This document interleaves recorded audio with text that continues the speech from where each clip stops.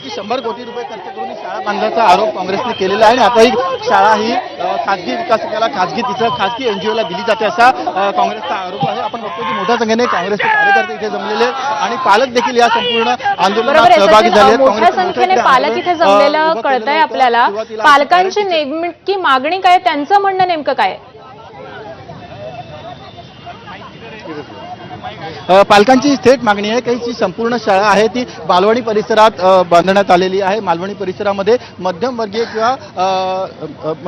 लोक राहतात आणि असं असताना जर या शाळेचं खासगीकरण केलं तर स्थानिक विद्यार्थी स्थानिक मुलं जातील कुठे असा त्यांचा आरोप आहे आणि म्हणून त्यांचा देखील या खासगीकरणाला विरोध आहे। आज जी पॅरेंट टीचर मीटिंग होती त्याला मोठ्या संख्येने पालक देखील सहभागी झाले होते आणि जेव्हा काँग्रेस सुरुवातीला त्यांना आज सोडलं जात नव्हतं, मात्र काँग्रेसच्या आंदोलनानंतर त्यांना आज सोडलं गेलं। मॅडम, तुम्ही इथे आलेला आहात, काय नेमकं तुमची मागणी आहे? तुमचा खासगीकरण एनजीओ नाही पाहिजे, प्रयास फाउंडेशन नाही पाहिजे, आम्हाला आमची महानगरपालिकेची शाळा आम्हाला तेच पाहिजे। पॅरेंट्स लोकांना आतमध्ये जाऊ द्यायला पाहिजे। आम्ही इथे आहेत, आम्हाला आतमध्ये येऊ देत नाहीये, बाहेर ठेवले, मारतात ते पोलीसवाले आम्हाला। पालक होते, त्यांचं म्हणणं होतं की आजच्या ज्या बैठकीला त्यांना घेण्यात यावं, मात्र त्यांना देखील आज सोडलं जात नाही। ते देखील अगदी उद्विग्न झालेले आपल्याला दिसून येतात। जे काही खासगीकरण या शाळेचं होतं त्याला काँग्रेसचाच नव्हे तर पालकांचा देखील कडाडून विरोध असल्याचं आपल्याला दिसून येतं।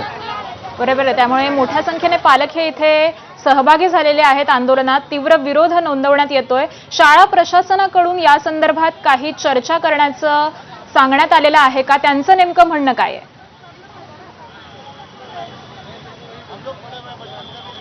शाळा प्रशासनाचं म्हणणं आहे की जर एनजीओला खासगी एनजीओला ही शाळा दिली तर त्यामुळे विद्यार्थ्यांना वाढीव सुविधा मिळतील, जे चांगले शिक्षक आहेत ते त्यांना मिळतील। मात्र पालकांकडून असा प्रश्न उपस्थित केला जातोय की मालवणी परिसरात ही शाळा आहे, मध्यम वर्गातले विद्यार्थी इथे शिकतात। जर अशा प्रकारे खासगी संस्थेला एनजीओला ही शाळा देण्यात आली तर भविष्यात याची फी वाढली तर मग त्यांच्या विद्यार्थ्यांच्या भविष्याचं काय, असा प्रश्न त्यांच्याकडून इकडे उपस्थित केला जातो। आपण शाळा दाखवायचा तुम्हाला प्रयत्न करूया। ही नवीन शाळेची इमारत आहे, जवळपास 6 मजली इमारत अलीकडेच बांधण्यात आलेली आहे। 100 कोटी रुपये खर्च करून ही इमारत नव्याने ही संपूर्ण शाळा बांधण्यात आलेली आहे आणि शाळा बांधल्यानंतर मिळाल्यानंतर विद्यार्थ्यांना पालकांना मोठा दिलासा मिळालेला होता। मात्र अचानक ही शाळा खासगीकरण होत असल्याचा घाट घातल्यानंतर आपण बघतोय की पालकांचा त्याला कडाडून विरोध आहे। आज जी बैठक होणार आहे त्याला देखील अनेक पालकांना सोडलं जात नाही, म्हणून आपण पालक देखील उद्विग्न झालेल्या अवस्थेत दिसून येत आहेत। त्यांची आणि पोलिसांची मगाशी बाचाबाची देखील झालेली होती। प्रत्येक पालकाला इथल्या आतमध्ये असलेल्या पॅरेंट टीचर मीटिंगला जायचं होतं, ज्यात स्वतः मंत्री मंगलप्रभात लोढा देखील येणार आहेत। मात्र अनेक पालकांना बाहेर अडवल्यामुळे आपण बघतोय की पालक हे चांगलेच नाराज आहेत।